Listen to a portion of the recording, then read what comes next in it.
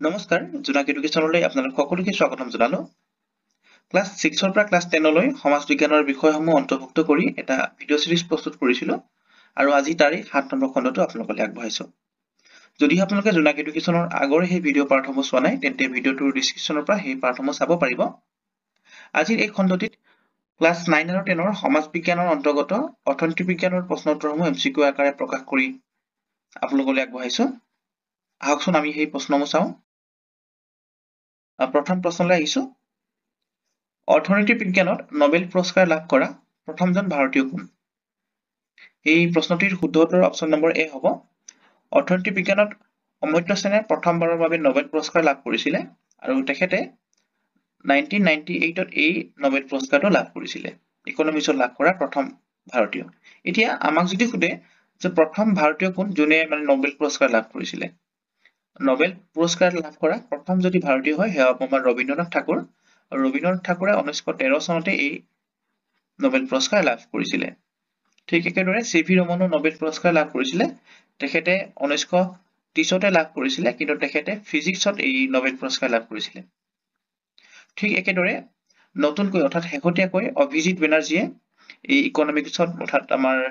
অৰ্থনীতি বিজ্ঞানত নোবেল পুৰস্কাৰ লাভ কৰিছিলে আৰু তেখেতে 2019ত এই নোবেল পুৰস্কাৰ লাভ কৰিছিল গতিকে আমি যদি চাওঁ যে ইকনমিক্স অৰ্থাৎ অৰ্থনীতি বিজ্ঞানত দুজন ভাৰতীয় এতিয়ালৈকে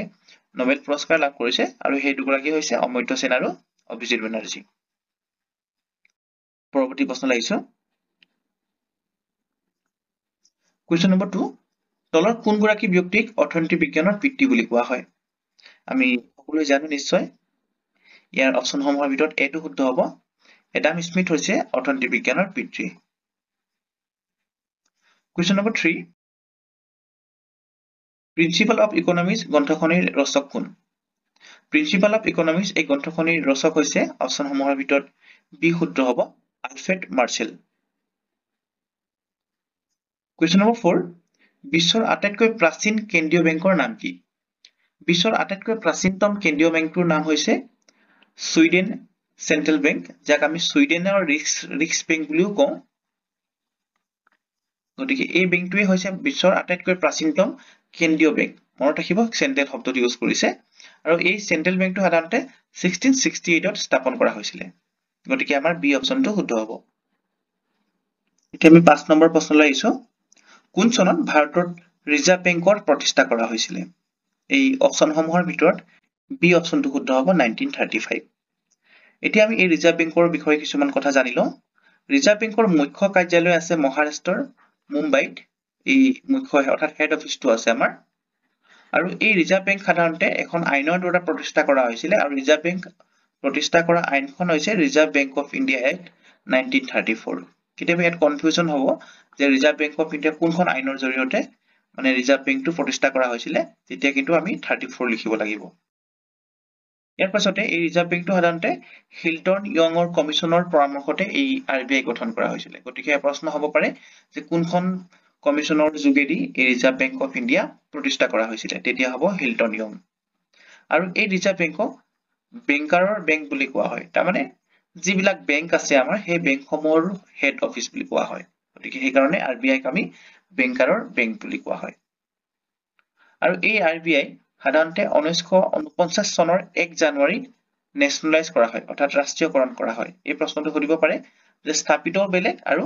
আমাৰ নেশনালাইজ কৰা অৰ্থাৎ ৰাষ্ট্ৰীয়কৰণ কৰাও বেলেগ হয় 1949 চনত আৰু এই ৰিজাৰ্ভ বেংকৰ প্ৰথমজন গভৰ্ণৰ আছিল ছাৰ অছবৰ্ণ স্মিথ তেখেত ভাৰতীয় নাছিলে কিন্তু যদি আমাক সুধে যে ৰিজাৰ্ভ বেংক অফ ইণ্ডিয়াৰ প্ৰথমজন ভাৰতীয় গভৰ্ণৰ কোন তেতিয়া হ'ব আমাৰ সিডি দেশমুখ হ'ব এতিয়া আমি আৰু এটা কথা জানিলো বৰ্তমানৰ আমাৰ যিজন আৰবিআই গভৰ্ণৰ তেখেত হৈছে শক্তিকান্ত দাস এই প্ৰশ্নখিনি বহুত ইম্পৰ্টেন্ট হ'ব ৰিজাৰ্ভ বেংকৰ পৰা এটা প্ৰশ্ন প্ৰায়বিলাক পৰীক্ষাত আহে আমি নেক্সট প্ৰশ্নলৈ আহিছো এতিয়া আমি কিছুমান বেংক আৰু এই বেংকসমূহৰ স্থাপিত চন লগতে মুখ্য কাৰ্যালয় জানি থোৱা হওক industrial development bank of India লিমিটেডৰ মুখ্য কাৰ্যালয় আছে মুম্বাইত আৰু স্থাপিত চনটো হৈছে 1964 আৰু নেক্সট আছে ৰিজনেল ৰুৰেল বেংক এই আৰআৰবিৰ স্থাপন হৈছিলে 1975ত আৰু আৰআৰবিক নিয়ন্ত্ৰণ কৰে সাধাৰণতে নাবাৰ্ডে আৰু এই ৰিজনেল ৰুৰেল বেংক প্ৰথমটো হৈছে এইটো প্ৰথমা বেংক হৈছে প্ৰথম আৰআৰবি অৰ্থাৎ ৰিজনেল ৰুৰেল বেংক হৈছে প্ৰথমা বেংক প্ৰশ্ন সুধিব পাৰে যে প্ৰথম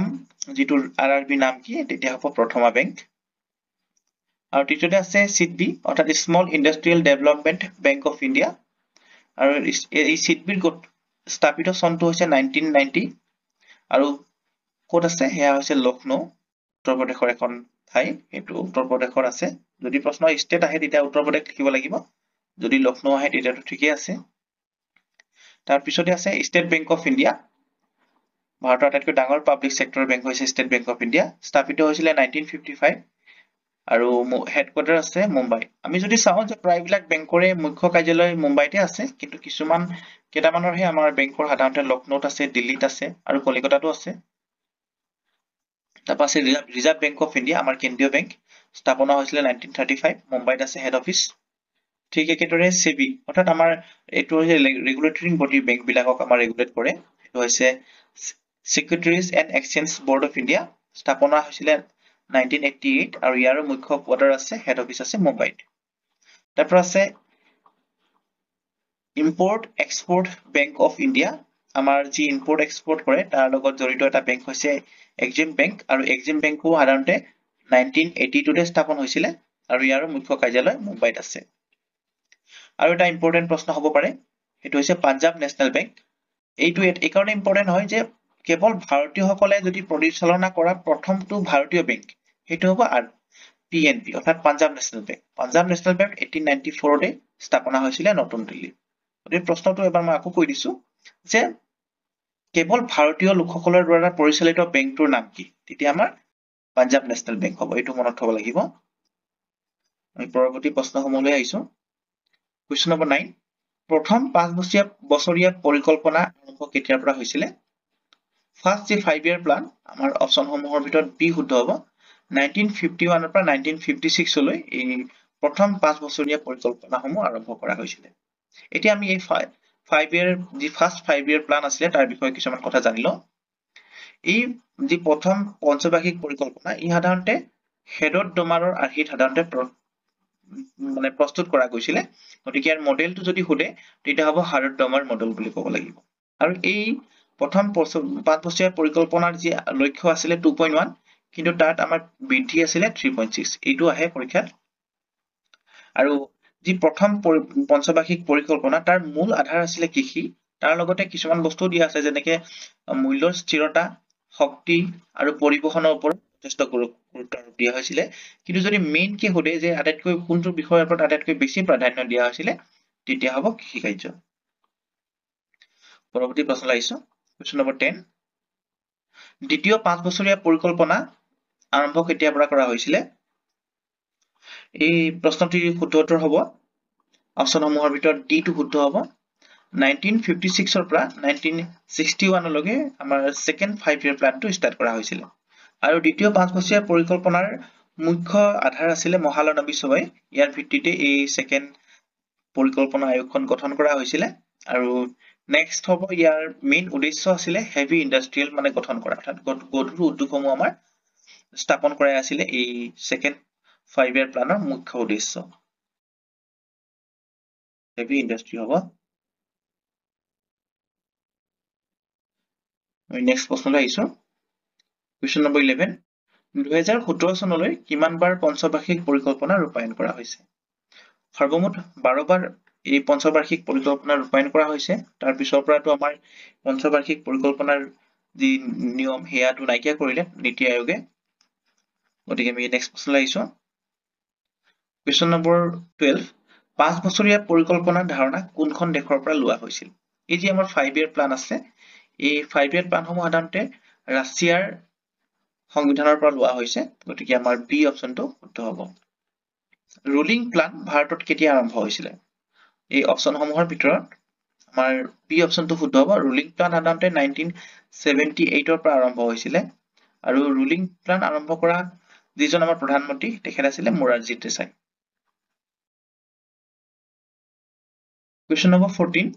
নীতি আয়োগ কেতিয়া গঠন কৰা হৈছিল নীতি আয়োগৰ গঠন কৰা চনটো হৈছে অপচনসমূহৰ ভিতৰত বি অপচনটো শুদ্ধ হ'ব 1 জানুৱাৰী 2015 চনত এই নীতি আয়োগ গঠন কৰা হৈছিলে। ইয়াৰ আগলৈকে এইটো প্লানিং কমিশ্যন আছিলে। গতিকে নীতি আয়োগ গঠন কৰাৰ পাছত কেইটামান আমি নীতি আয়োগৰ কথা জানিব লাগিব। এই মুখ্য কাৰ্যালয় আছে নতুন দিল্লীত আৰু নীতি আয়োগৰ অৰ্থাৎ NITR ইয়াৰ সম্পূৰ্ণ ৰূপটো হ'ব national institutions for transforming India. আৰু এই নীতি আয়োগৰ চেয়াৰমেন সাধাৰণতে প্ৰধানমন্ত্ৰীগৰাকীয়ে হয়। বৰ্তমান আমাৰ যি অধ্যক্ষ তেখেত হৈছে আমাৰ প্ৰধানমন্ত্ৰী নৰেন্দ্ৰ মোদী। আৰু দ্বিতীয়তে ইয়াৰ আৰু এজন থাকে উপাধ্যক্ষ থাকে অৰ্থাৎ ভাইচ চেয়াৰমেন হ'ব। আৰু বৰ্তমানৰ যি ভাইচ চেয়াৰমেন হৈছে সেইজন হৈছে সুমন বেৰী। আৰু লগতে আৰু এজন থাকে সেয়া হৈছে কাৰ্যবাহী বিষয়া এজন থাকে CEO। আৰু বৰ্তমানৰ আমাৰ CEO হৈছে BVR সুব্ৰমণ্যম। গতিকে এই তিনিটা আমি কথা থাকিব লাগিব। প্ৰধানমন্ত্ৰী বিষয়টো নিদিয়ে আজিকালি কাৰণ এইটো ইজি হৈ গ'ল। গতিকে ভাইচ চেয়াৰমেন নতুবা CEOৰ কথা আজিকালি প্ৰায় প্ৰশ্ন পৰীক্ষাত আহে। গতিকে এইকেইটা আমি চাব লাগিব। নেক্সট প্ৰশ্নলৈ আহিছো।